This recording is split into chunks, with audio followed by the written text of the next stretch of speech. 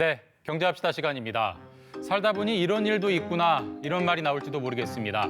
애플이 세일, 할인 판매를 합니다. 다만 한국은 아니고 중국에서 공식 할인에 나선 겁니다. 자, 그러면 얼마나 깎아주는지부터 한번 보겠습니다.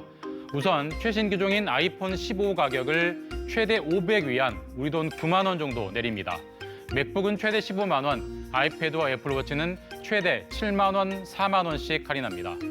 겨우 이 정도라는 반응이 나올지도 모르겠습니다만 애플의 공식 할인은 아주 드문 일입니다. 할인 기간은 18일부터 21일까지 딱 나흘입니다. 외신도 놀랍다는 반응입니다. 로이터 통신은 애플이 수년 동안 아이폰 최신 기종 가격을 내린 적은 없다고 전했습니다. 배경은 중국의 이른바 애국 수업입니다. 미중 갈등 이후에 화웨이, 샤오미 같은 중국산 스마트폰을 사자는 흐름이 세졌고 중국 정부가 공무원들에게 아이폰 금지령을 내렸다는 보도도 있습니다. 이달 첫 주에 중국 내 아이폰 판매량이 1년 전보다 30% 빠졌다는 시장 조사 결과도 나왔습니다.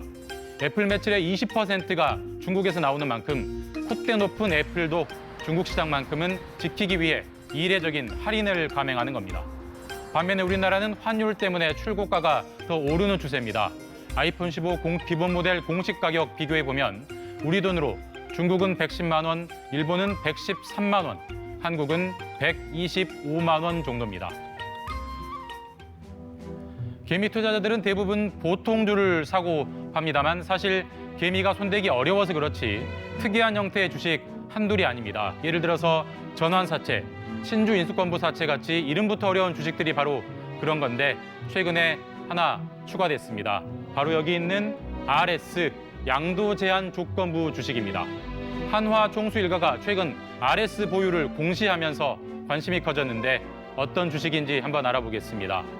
RS와 가장 유사한 건 스톡 옵션입니다. 일을 잘해서 성과를 내면 주식을 싸게 살 수도 있는 권리를 주는 겁니다. 이미 널리 통용되고 있는데 확실한 단점이 하나 있습니다. 주가 차익만 챙긴 목적으로 단기 성과만 짜내는 경향이 있습니다. 이걸 보완한 게 RS입니다. 이름처럼 제3자에게 양도할 수 없고 최소 몇 년처럼 장시간이 흐른 뒤에 주식을 주는 겁니다. 한화그룹 김승현 부회장의 장남 김돈광 부회장이 RS를 97만여 주 보유하고 있습니다. 주한화 등 3개 계열사의 주식을 10년 뒤에 받는 조건입니다. 김 부회장이 경영을 잘하면 그만큼 자신의 미래 소득도 늘어나는 구조입니다. 자, 여기까지 보면 장기 성과를 유도하자는 취지에 부합합니다. 다만 스톡옵션과 큰 차이가 있는데 스톡옵션은 대주주에게 줄 수 없습니다. 총수 일가 주식 챙겨주기로 악용될 소지가 있어서입니다. 반면 RS는 대주주 지급이 가능합니다. 국내 도입된 지가 얼마 안 돼서 관련 규제가 거의 없기 때문입니다. 대주주 일가의 주식 퍼주기로 악용될 가능성도 있는 겁니다. 장기 경영을 유도할 묘안이 될지 허점을 노린 꼼수가 될지 아직은 지켜볼 대목입니다. 요즘 차 갈수록 똑똑해지지 않습니까? 아마 신차를 타는 분이면 피부로 느끼실 겁니다.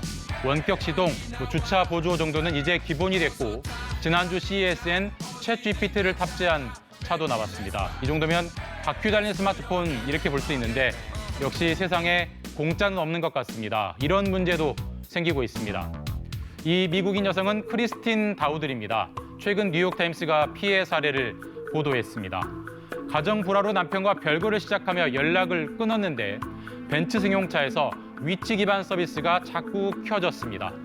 벤츠는 메르세데스 미라는 원격 제어 앱을 제공합니다.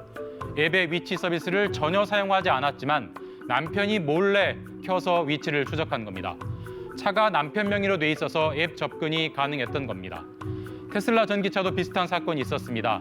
남편이 별거 중인 아내의 집 주소를 알아내고 겨울에는 에어컨을, 여름에는 히터를 틀며 괴롭혔습니다. 모두 미국 사례이긴 하지만 차로도 사생활이 몰래 털릴 수 있음을 잘 보여줍니다. 미국 비영리 단체 모질라 재단은 세계 자동차 회사 25곳을 조사했습니다. 속도, 위치 같은 주행 정보 외에도 인종, 종교, 성적 취향까지 사생활 정보를 무차별 수집했고 25곳 모두 사생활 보장 안 된 판정을 내렸습니다. 이용자들이 차의 개인정보 수집은 그리 신경 쓰지 않는 틈을 파고는 겁니다. 개인정보를 기반으로 한 스마트 서비스를 제공하는 차는 국내 10대 중 3대를 넘었고 매년 100만 대 이상 늘고 있습니다. 지금까지 경제합시다였습니다.